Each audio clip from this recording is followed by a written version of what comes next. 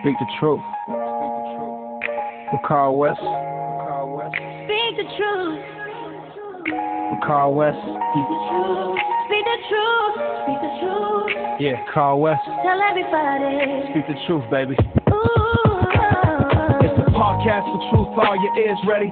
For Carl West. Are your ears ready? Speak the truth. Let's go King Farley with Carl West. Yeah, he is. Your ears. Carl West. Carl West. Hey. Carl West. Carl West. Yeah. Carl West. Carl West. Carl West. Carl West. Carl West.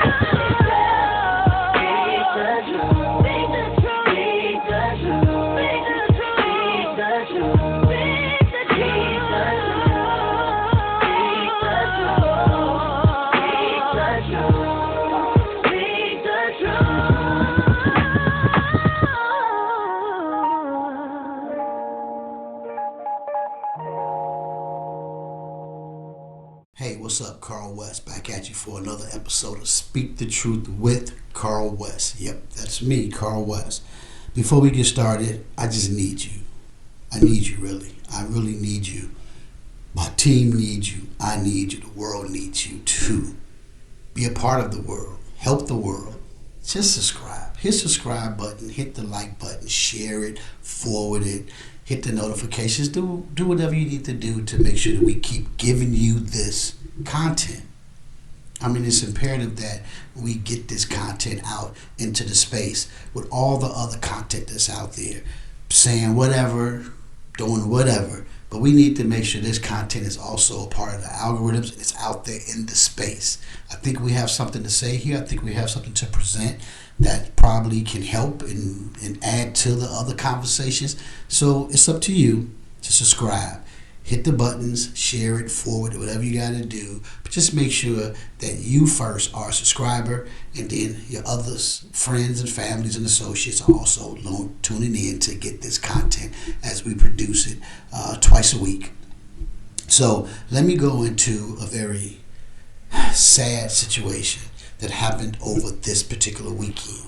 And this is the weekend of June 1st. It was May 31st, to be exact.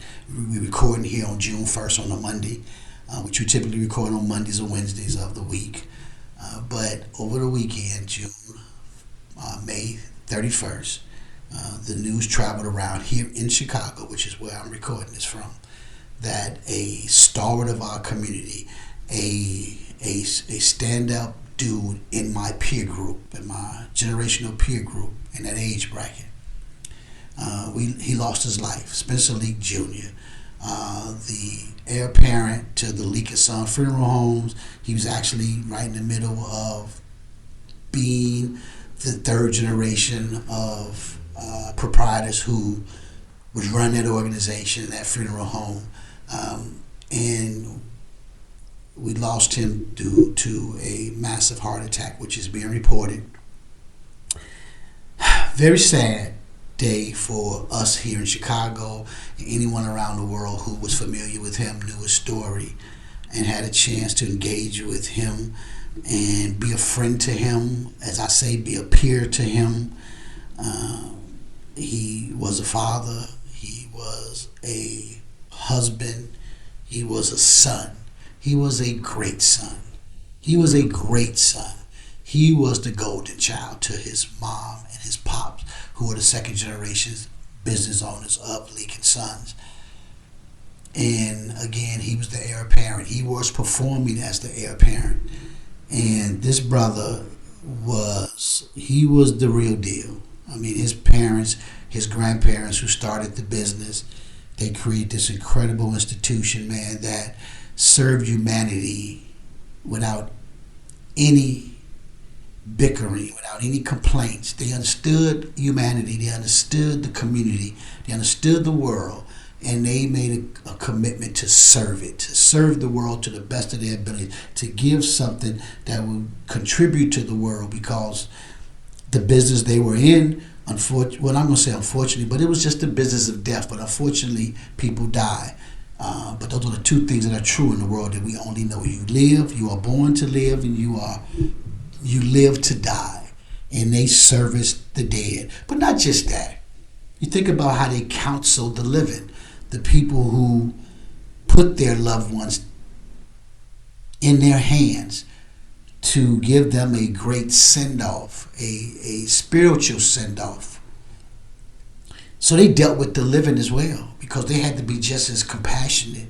They had to be just as professional. They had to be just on top of their business to perform the task of laying someone, loved ones, to rest, but also to comfort and console the loved ones who was putting their family members or friends to rest. And they served well on both of those levels. And he was the leader, and has been for a few years now, if not longer than that. But he was my peer, someone who I looked up to. And it is a sad day here in Chicago. I'm telling you, the internet, social media is gone ablaze, as do a rock star, a national global celebrity has met their demise. This is how the social media, the internet is buzzing in Chicago and nationally, because folks are getting messages from all around when they hear about this brother. They heard about his brother's death. And I can tell you what he meant to me as I conclude on the legacy of Spencer Leak Jr. I met Spencer Leak Jr. over 25 years ago when I first started my business. It was a magazine company.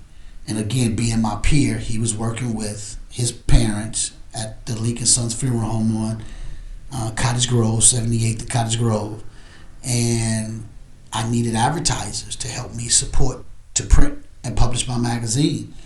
And I could only go to local business, of course, as an upstart, as a startup. I couldn't go to corporations, of course. I mean, they would laugh at me walking in their offices talking about advertising.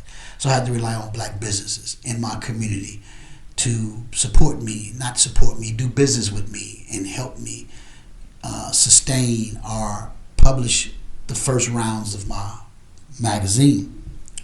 And Spencer, of course, I went to him as being a peer.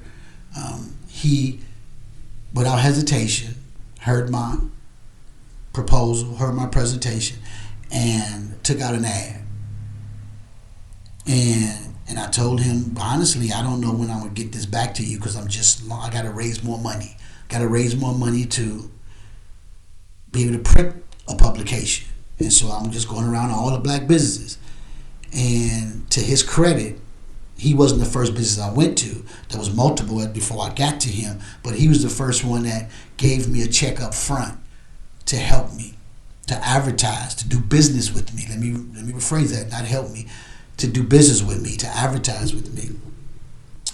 Everybody else beside him who also agreed to do business with me, a few of them, no, he was the only one that paid me up front. Everybody else will pay you when the magazine comes back and we can see it, I'll add in there. But he was the only one that did it. And granted, it took me 3 or 4 months to raise up money to do business with other business owners in my community, to have enough money, as long as some other stuff that I was doing, to help me print my first issue.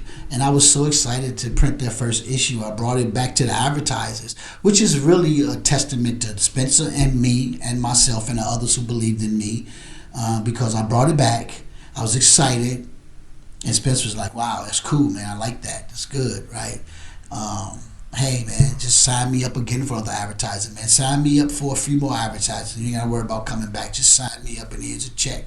And I took it, and I did it. And the other companies I took the magazine to as well, to their credit, they all was like, man, we forgot all about that. We took this ad out with you. I was gone 3 or 4 months, and they all said, oh, okay. You know, we glad you came back. You didn't take the money and run, and we'll run some more advertising. So that was a testament to my beginning of my business, and how to have a sense of commitment to my business partners, the people that supported me, the people that did business with me. I keep using the word support. I don't like that. People that do business with me. But it meant a lot for me. And so that's how it all started. And that's what Spencer did. And when I launched my digital product, TBT News, the magazine I launched 25 years ago was Midwest Gap and The Truth. And the TBT News was my digital platform that I launched just 15 years ago. It was a digital piece. And I went to Spencer. I think he heard about it. I didn't even go to him. He saw it online and said, Carl, I want to advertise with you. And he took out ads in the digital platform. One of the first ones to take out an ad in the digital platform. The first black business, I'll say that much, because by that time I had already grown tremendously, and I had corporate advertisers.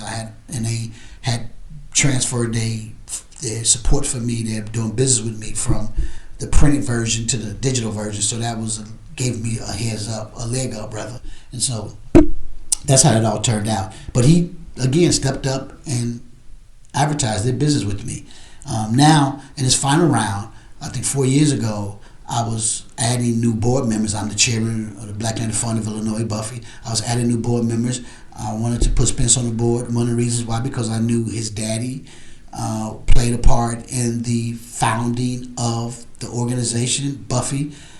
His name was on the letterhead as one of the supporting founders. Supporting, which means he did business with them, contributions through cash. He was good friends with the founder, Henry English, so they did business. And so I knew that Spencer knew this, and of course I wanted his support. I wanted him to do business with me in terms of supporting the organization. I'm using the word support in this case because it was a not-for-profit, to make donations and help continue to fund it.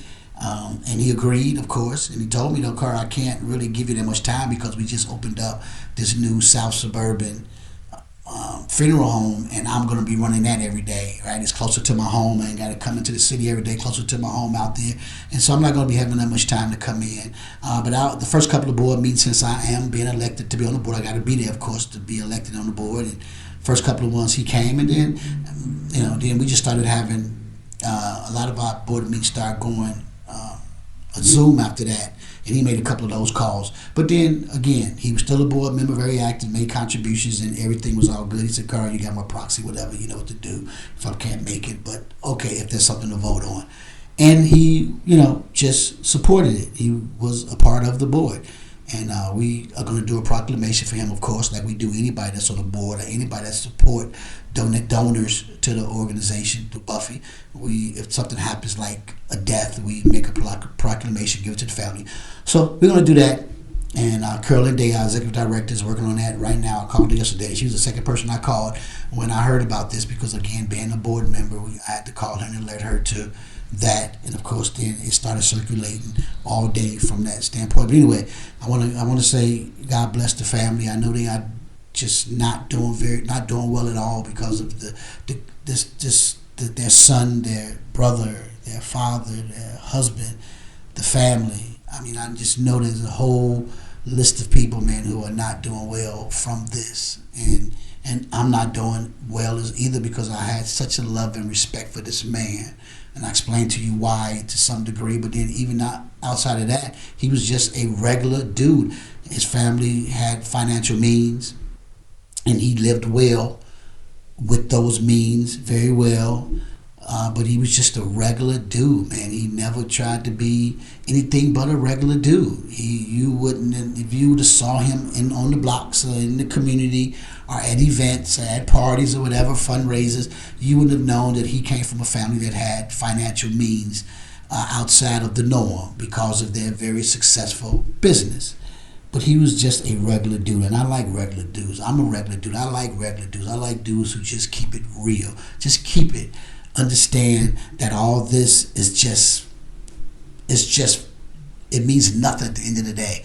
Because he and his family found out you can't take any of that with you. You got to live it out. You got to enjoy life. You got to live well. You got to support your community. You got to be responsible to your wife and your children, and you got to be a good son, and all those things that will do what you see happening with him. Well, everything that's coming across the internet is all positive news about a brother that gave his life to humanity. He served humanity well. Especially, I'm gonna miss you, brother.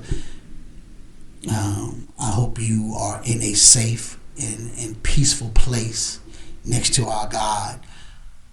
I assume that he figured you served him well. You served him long enough, and maybe he needed you here next to him to look over the village and to see how y'all could collectively decide who should be next to come sit on the throne next to God with all of his disciples of the past who are there with him.